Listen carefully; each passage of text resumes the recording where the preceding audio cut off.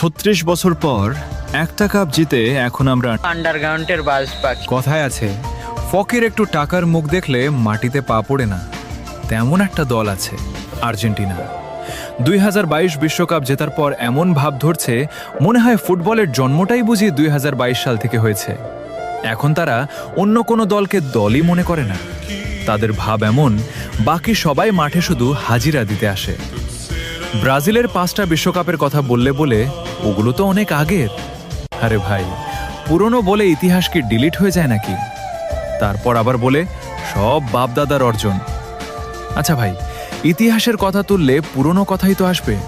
আর তোমাদের ইতিহাসে তো ডিয়েগো মারাদোনার সেই হাতের গোলের গল্প আছে। তবুও এত ভাব।